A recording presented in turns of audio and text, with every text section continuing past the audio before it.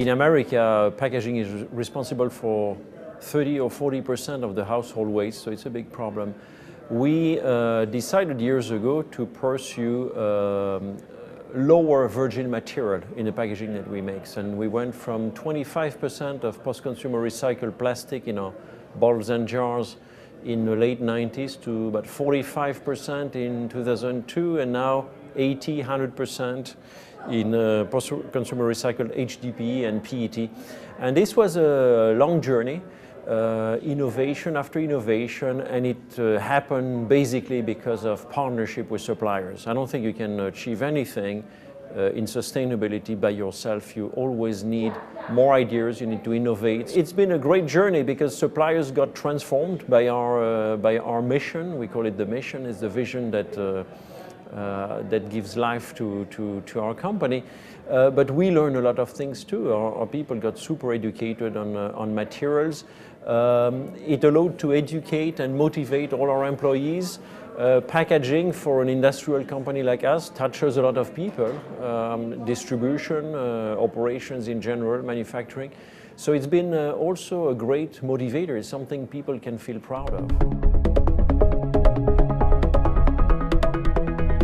I think that for a consumer company, the consumer needs to be part of the equation and needs to be considered as a major stakeholder, perhaps the owner of the brand.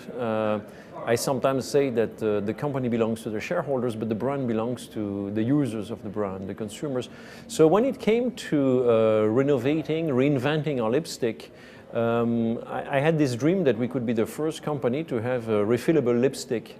And this idea was not, even at Aveda, was not very popular because basically I had everyone against me. The mother company, with their experience about lipstick, thought that this couldn't make sense because the lipstick for women is a status symbol. So it went against something very, very basic motivation in the market. Designers were not excited because they couldn't imagine how this would look cool and nice. So we did the research, we went to our users, we asked them, well, how about this idea? And we got a very good response, and we found out that they would be ready to buy one lipstick case for 3 lipsticks. And that was good for us. We did launch the product. The designers became very excited because they understood that it's not about the material and the heaviness of it's not of the material aspect of the packaging, it was about the shape. They created a beautiful shape. They won 3 international design awards. More importantly, the final response was it was a big market success because our sales went up 30%. And when we checked the ratio of lipsticks per outer case, we found out that actually our consumers had done better than what they said. They were buying 6 lipsticks for 1 case. So it's a good example of how you can really involve one of your most important stakeholder, your consumer, into the effort of sustainability.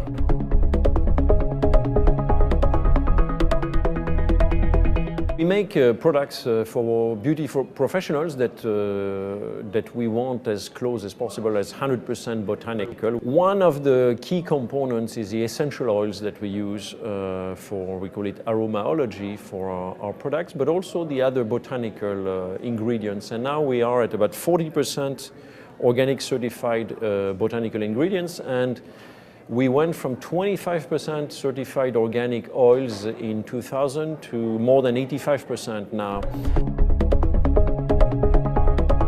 We needed to create the offer, the supply. So we had to work with farmers, with people who wanted to grow organic. And we started to have interesting discussions like, yes, the farmers said, yes, I would love to be organic, but who's going to support me in the transition, 3 years of transition? Who's going to accept to buy conventional with a declining rate and increasingly organic? Who's going to do this for me? It's a huge risk. And we decided we would do that, and we started to have like 3 years, 5 years supply contracts with farmers, creating a complete precedent in the practices, in the industrial practices of our industry. And that again is something that of course changed the life of these farmers positively, allowed us to achieve our goals, improve quality, because organic certified is a way to solve the problem of the unsustainable pollution of conventional agriculture on our planet, but also its traceability, so its superior quality. It also achieved again motivation of our staff. I think almost everyone at Aveda tracks that percentage and feels good about our progress in our commitment to support organic agriculture.